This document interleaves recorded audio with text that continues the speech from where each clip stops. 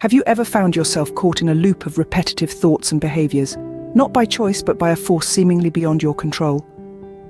If you answered yes, you might be experiencing what is known as obsessive-compulsive disorder, or OCD. This is a mental health disorder characterized by recurring, unwanted thoughts, ideas, or sensations, obsessions, that drive one to do something repetitively, compulsions.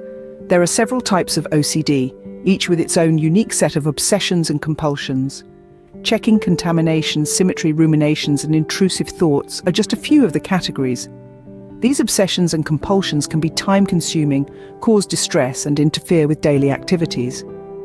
Imagine constantly doubting whether you've locked the door, or feeling an overwhelming need to arrange objects in a precise manner, or being tormented by intrusive, unwanted thoughts. This is the reality for many with OCD. OCD is not a choice, it's a mental health disorder that can significantly affect one's life. But the good news is, it can be treated. When it comes to battling OCD, there are a variety of options available. Delving into the realm of treatment, we find cognitive behavioral therapy, or CBT, standing tall.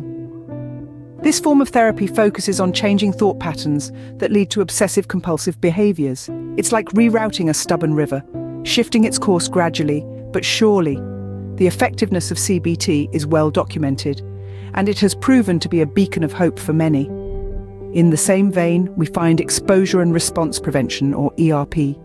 Imagine being gradually exposed to the source of your fear or obsession, but with a twist. You resist the urge to perform your usual compulsive response. It's like facing your fear head-on, but with a safety net of therapeutic support.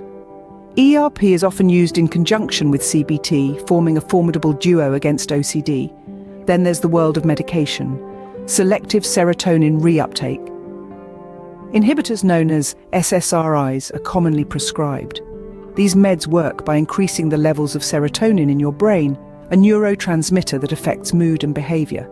It's like adding a bit more sunshine to a cloudy day, helping to balance the storm of OCD. It's important to remember, though, medication affects everyone differently, and what works for one may not work for another.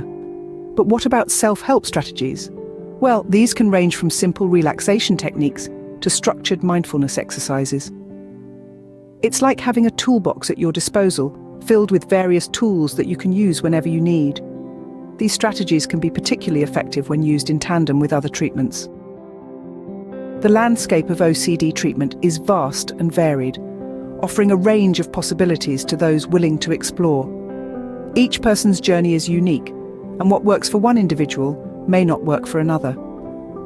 Remember, it's not about finding a cure, but about finding what works best for you. Treating OCD is about navigating this landscape, finding your path, and embracing the journey towards a better, brighter future. You may ask, why is it important to seek help? Well, grappling with obsessive-compulsive disorder can feel like being trapped in a maze. But seeking help is like having a guide who knows the way out. It's about leveraging the knowledge and experience of professionals who can provide effective strategies to manage OCD symptoms. Imagine living a life where intrusive thoughts don't dictate your every action, where rituals and compulsions don't consume hours of your day. That's the power of professional help. It can equip you with tools to navigate the challenges of OCD, improving your quality of life. Many people with OCD have found relief through therapy, medication, and support groups. They've realized that they're not alone in their struggle, and that there's a community ready to help them fight back against OCD. So remember, seeking help isn't a sign of weakness, it's a step towards gaining control over OCD. Let's quickly summarize what we've learned today. We delved into the world of obsessive-compulsive disorder, exploring its nature and the intricate patterns it weaves in the lives of those who experience it. We learned that OCD is not a quirk or a personality trait, but a serious mental health condition that requires understanding, compassion, and appropriate treatment. We then navigated the diverse landscape of treatment options, from cognitive behavioral therapy to medication, and even support groups. The path to managing OCD may be different for each person, but the destination is the same: a life where OCD does not hold the reins. Finally, we underscored the importance of seeking professional help.